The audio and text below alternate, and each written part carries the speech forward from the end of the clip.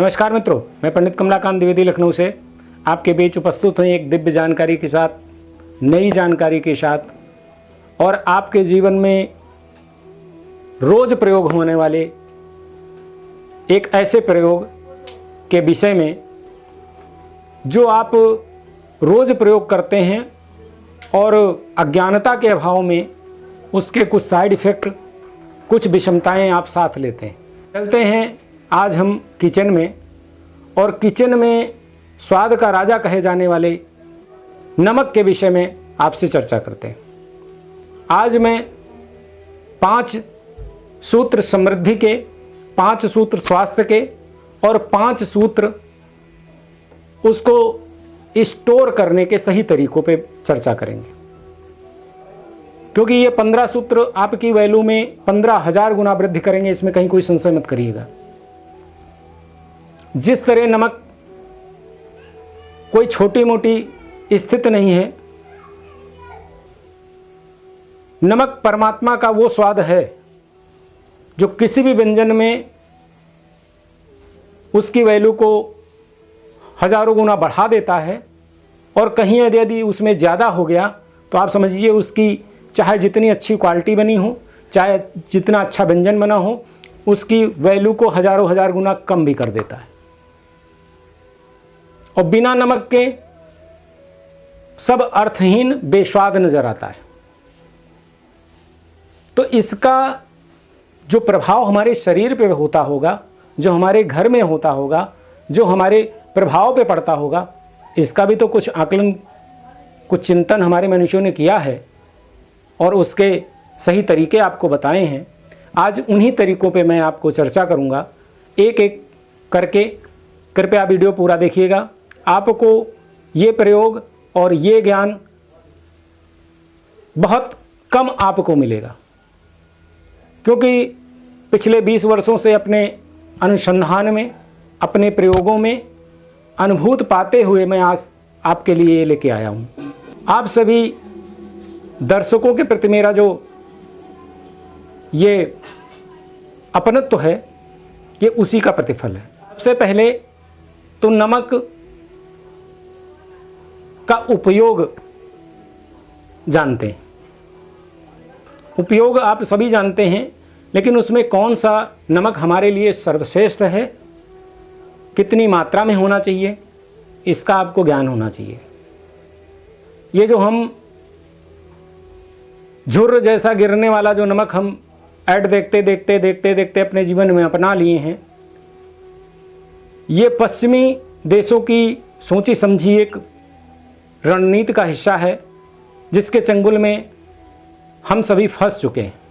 जबकि सदियों से हमारे यहाँ जो प्राकृतिक रूप से देन लाहौरी नमक होता था, सेंधा नमक होता था, काला नमक होता था, हम उसका प्रयोग करते थे। वर्तमान में आयोडाइज्ड नमक जो हम लोग लेते हैं, आप समझिए टीवी में देखते देखते आपको मानसिक अपाहिज बना दिया गया कि आयोडीन नमक नहीं खाने से आपको घेंघा रोग होता है। घेंघा रोग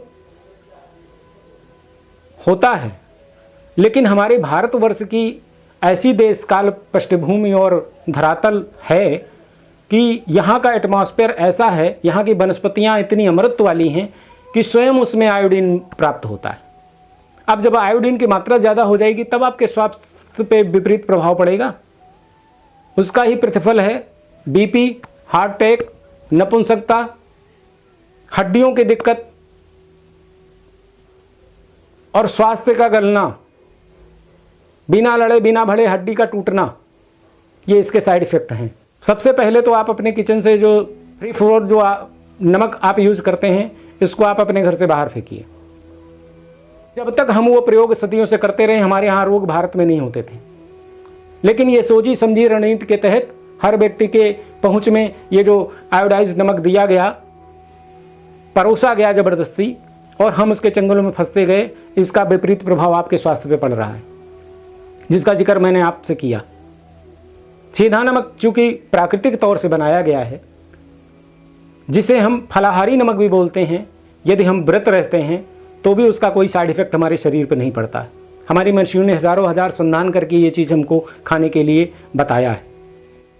आज 5 साल, 10 साल, 15 साल, 20 साल तक के युवाओं में बीपी की प्रॉब्लम, सांस फूलने की प्रॉब्लम, घुटनों की प्रॉब्लम, ये सब इसी का साइड इफेक्ट है। इसलिए अपने जीवन में सबसे पहले तो सेंधा नमक का यूज करें।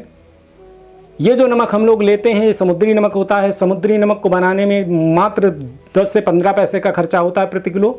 वहीं सेंधा नमक आपको 100 रुपये के ऊपर से कीमत का आता है, लेकिन स्वास्थ्य बेशकीमती होता है। इसलिए मेरा आपसे आग्रह है कि अपने स्वास्थ्य के से खिलवाड़ न करें और सेंधा नमक और काला नमक का जितना भी ज़रूरत हो अपनी आवश्यकता के अनुसार कम ही रखें तो ज़्यादा अच्छा होगा। ये तो 5 कारण हुए जो इसका साइड इफेक्ट आपके स्वास्थ्य पे देते हैं। अब 5 जो विपरीत प्रभाव हैं आपकी आर्थिक स्थिति में कैसे देते हैं वो उसकी मैं चर्चा करने जा रहा हूँ। यदि आप नमक का सदुपयोग करते हैं तो समझ लीजिए कि ज्योतिषीय नज़र में नमक में राहु का वास होता है। अब राहु भ्रम का कारक है, राहु बाबा परबाबा का कारक है, राहु कुबुद्धि का कारक है, राहु भ्रम का कारक है।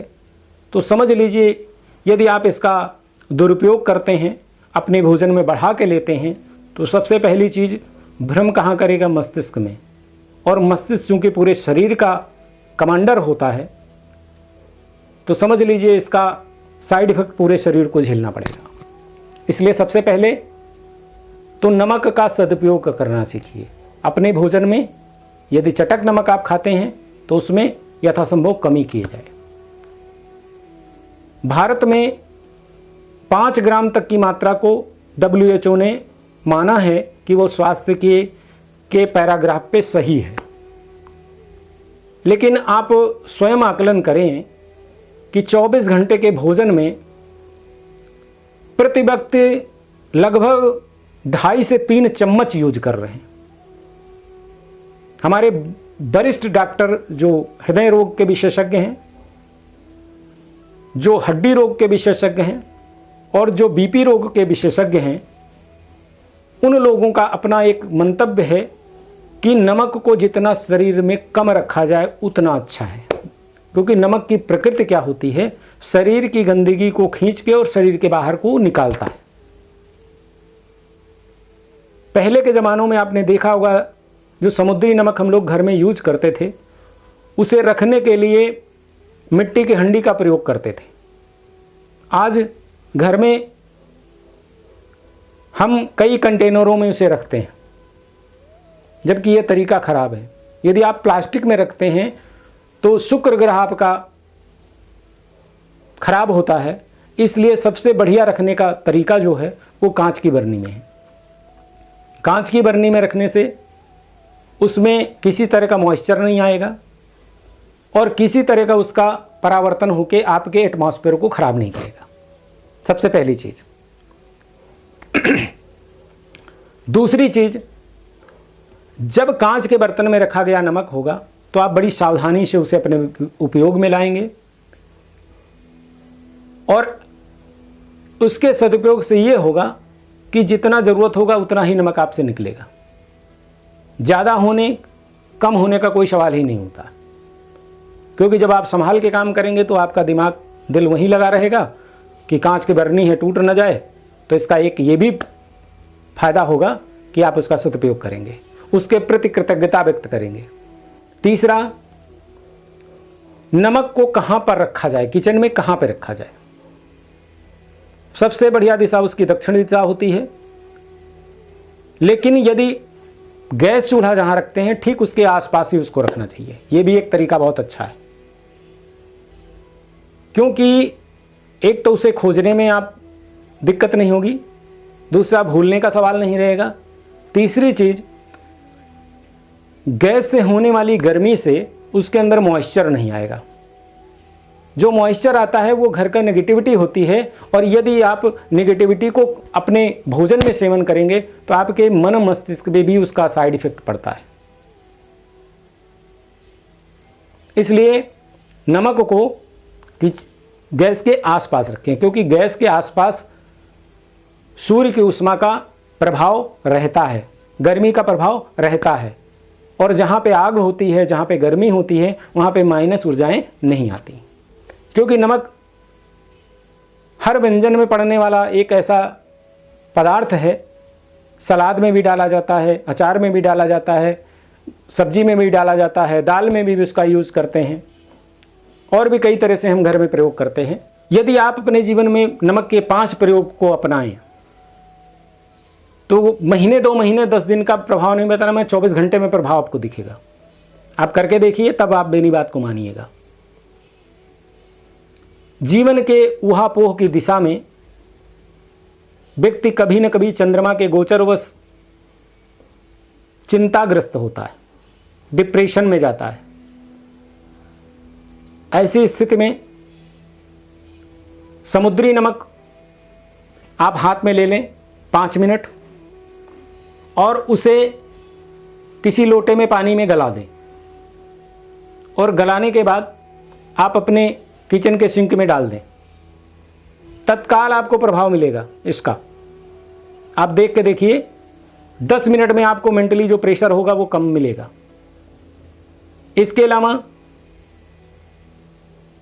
यदि कोई आपके घर में रोगी व्यक्ति है जिस पे दवाएं कम काम कर रही हैं, अवस्था का कुछ ऐसा पड़ाव चल रहा है जिसमें दवाएं नहीं काम कर रही हैं, स्वास्थ्य में कोई इंप्रूवमेंट नहीं दिख रहा है, आप रात में उनके बिस्तर के नीचे सिरहाने की तरफ थोड़ा सा नमक किसी कांच के बाउल में रख लें, और प्रातः उठने के बाद उसे पुरानी प्रक्रिया से पानी में गला के और सिंक में डाल दिया करिए। आप 1 हफ्ते में उसका चमत्कारिक प्रभाव देखेंगे। प्रभाव उसी दिन से शुरू हो जाएगा, लेकिन 1 हफ्ते में आप वो दिखने लगेगा। आपको अनिद्रा का रोग है, नींद नहीं आ रही है, कोई चिंता है अथवा कोई दिक्कत है स्वास्थ्य से रिलेटेड है, आप 1 चम्मच नमक एक पुड़िया में कागज़ की बना लीजिए और अपने सिरहाने रख के सो जाइए, आपको बहुत अच्छी नींद आएगी।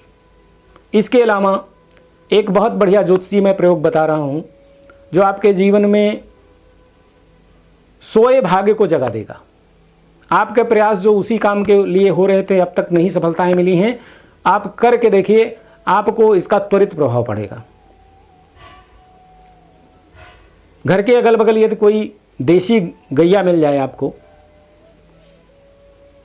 तो पहले तो आप अगल बगल उसको कुछ खाने पीने के लालच में थोड़ा सा रोक के रखें, हाथ गीले कर लें, और जो पिसा नमक होता है उसे हाथ में थोड़ा सा अपनी हथेलियों में लगा लें, और हथेली में जब चिपक जाएगा तो आप चले जाइए गैया के पास। गैया मैया की कृपा से, क्योंकि जीवों को, जानवरों को नमक की आवश्यकता होती है, और हाथ में जब नमक होता है तो वो चाटना शुरू कर देंगी। तो चाटने से जो आपका सोया हुआ भाग्य है, जो आपकी टूटी फूटी रेखाएं हैं, उनमें बहुत बड़ा चमत्कारिक प्रभाव होता है। आप करके देखिए, क्योंकि गौ माता के शरीर में सभी देवता वास करते हैं, सभी ग्रहों का वास होता है, सभी शुभ चिन्हों का वास होता है, अष्टलक्ष्मी का वास होता है, आरोग्य का वास होता है। तो आप समझ लीजिए कि आपके जीवन में इसका कितना प्रभाव पड़ेगा। आप करके तो देखिए, आप इस प्रयोग को माने बिना नहीं रह पाएंगे, ये मेरा आपसे वादा है। इसके अलावा यदि आप चाहते हैं कि आपके व्यापार में समृद्धि हो, आप एक कांच के कटोरे में थोड़ा सा समुद्री नमक ले लें, उसमें 11 लौंग डाल लें,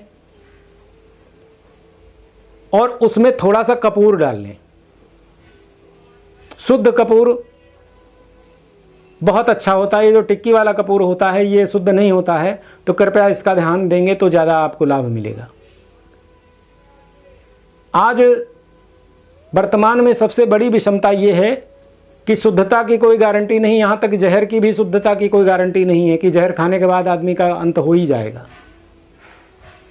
तो आप समझ लीजिए, जब जहर शुद्ध नहीं है तो फिर अमृत की बात कैसे आप कर सकते हैं कि शुद्ध है। इसलिए टिक्की वाले कपूर को ना लेते हुए ये जो कपूर भीमसेनी कपूर आता है उसके नाम से जानते हैं, वो थोड़ा शुद्ध कपूर होता है।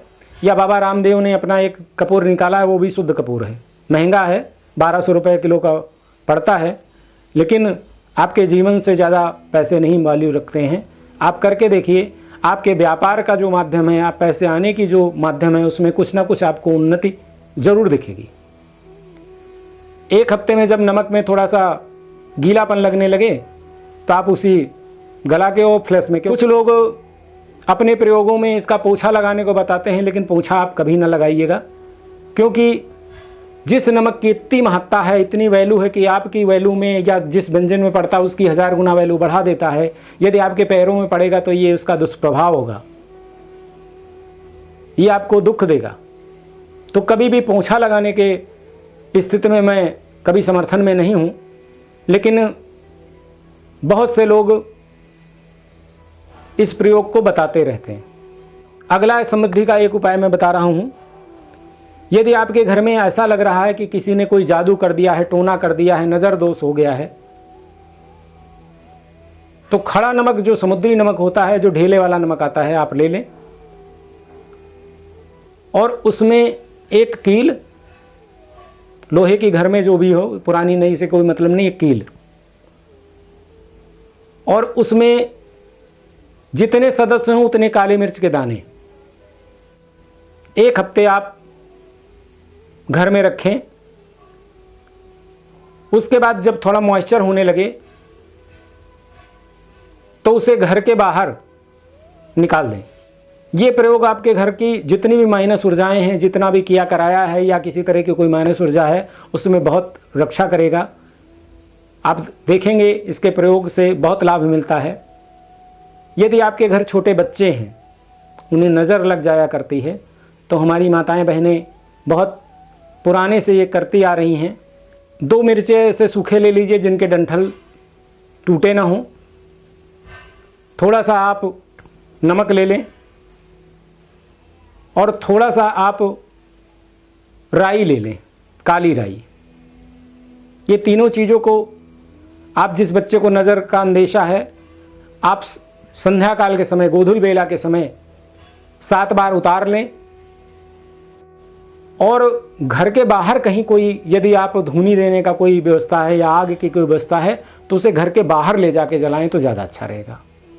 अक्सर माताएं बहनें गलती करती हैं कि जो किचन है, किचन में ही वो जलाती हैं। अब आप समझिए, जो आपकी माइनस ऊर्जा घर से बाहर जानी चाहिए वो घर के अंदर रह जाती, तो आपको बेनिफिट कैसे मिलेगा, आपको उसका फायदा कैसे दिखेगा। तो सही तरीका से हम किसी भी चीज़ की वैल्यू को कई गुना बढ़ा सकते हैं। जितनी भी विष को काटने वाली दवाएं बनाई जाती हैं वो विष के द्वारा ही बनाई जाती हैं, लेकिन उसका सही सदुपयोग ही उस दवा की कीमत को बढ़ा देता है। इस बात का यदि आप ध्यान रखेंगे तो आप इसका बहुत बेनिफिट ले पाएंगे और ये आपके जीवन में बहुत ही सुख समृद्धि, ऐश्वर्य में, स्वास्थ्य में वृद्धि करने वाला होगा। आशा करता हूँ कि ये कार्यक्रम आपको अच्छा लगेगा। यदि आपको ये कार्यक्रम अच्छा लगता है तो कृपया लाइक, शेयर और सब्सक्राइब करें। कमेंट के माध्यम में से मुझे यदि कोई जिज्ञासा रह जाती है तो आप संपर्क कर सकते हैं। समय मिलते ही मैं उसका उत्तर देने का प्रयास करूंगा। तब तक के लिए आप सभी से मैं विदा लेता हूं। नमस्कार।